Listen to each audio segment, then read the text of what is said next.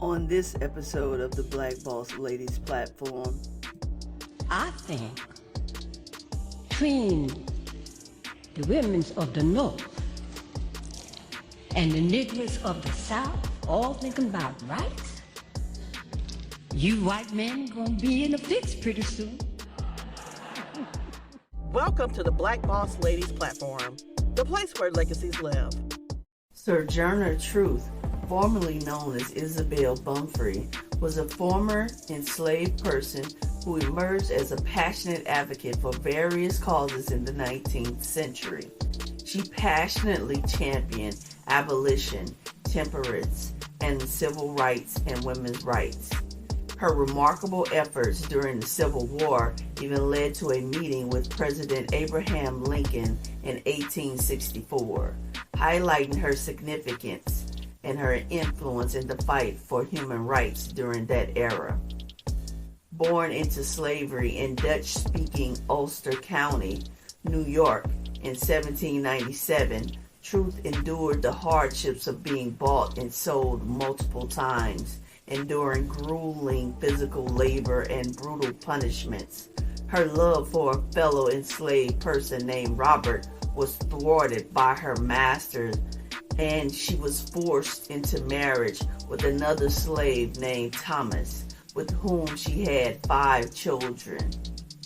In 1827, after her master failed to honor his promise of freedom, Truth escaped with her infant daughter Sophia to a sympathetic abolitionist family, the Van Wageners, who aided her in gaining freedom for a fee of $20.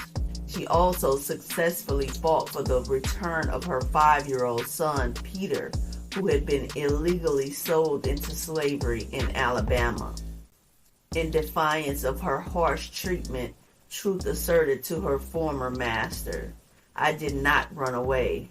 I walked away by daylight." Truth relocated to New York City in 1828, where she worked for a local minister and became involved in religious revivals in the 1830s, developing into a charismatic speaker. In 1843, she declared her divine calling and adopted the name Sojourner Truth. As a preacher, Truth crossed paths with prominent abolitionists like William Lloyd Garrison and Frederick Douglass, marking the beginning of her involvement in the growing anti-enslavement movement.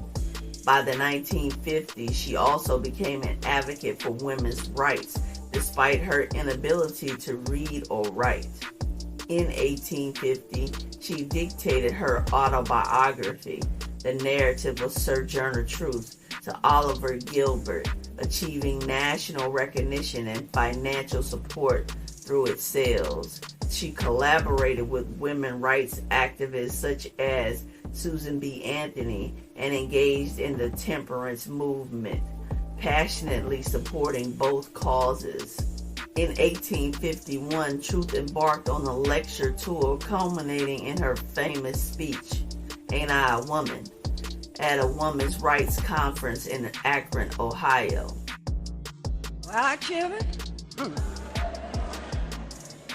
where there's so much racket, there must be something out of kilter.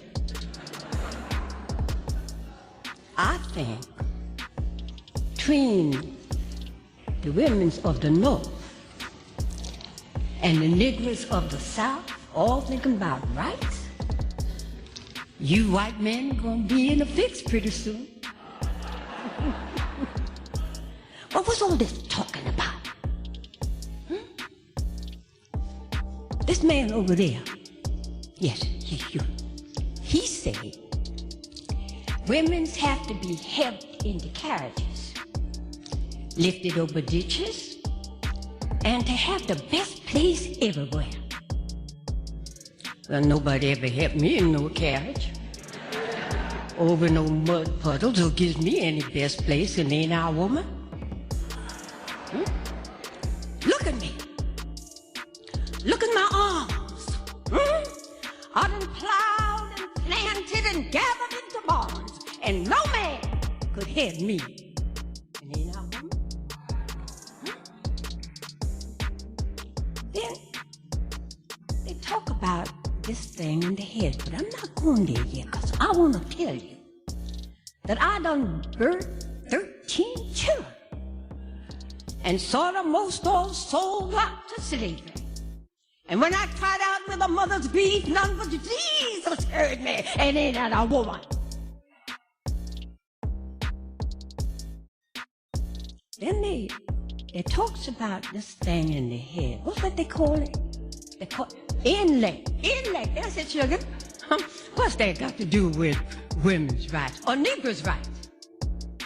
If my cup don't hold but a pint and yours hold a quart, wouldn't you be mean not to let me have my little half a pint? Huh? Then, this man in the black, yes, you, yes, he says, women can't have as much rights as men because Christ wasn't a woman. Well, where your Christ come from? Where your Christ come from? From God and a woman. Man didn't have nothing to do with it. Now, if the first woman God ever made was able to take this world and turn it upside down, all these women's hair together ought to be able to get it back and turn it right side up again. And now they's asking to do it. You men better let them. That's all I have to say. Much obliged for you listening to me. Thank you very much. This speech is now celebrated as a landmark moment in the abolitionist and women's rights history, challenging prevailing ideas of racial and gender inequality and emphasizing her own physical strength as she stood at nearly 6 feet tall. While Frederick Douglass prioritized suffrage for formerly enslaved men over women's suffrage, Truth believed that both should progress simultaneously, leading to a divergence in their views. During the 1850s, Truth settled in Battle Creek, Michigan, where 3 of her daughters resided. She continued her nationwide activism, aiding enslaved individuals in their escape to freedom. When the Civil War commenced, Truth encouraged young black men to join the Union cause and organize supplies for black troops. Post-war, she received an invitation to the White House and worked with the Freedmen's Bureau, assisting freed slaves in finding employment and establishing new lives.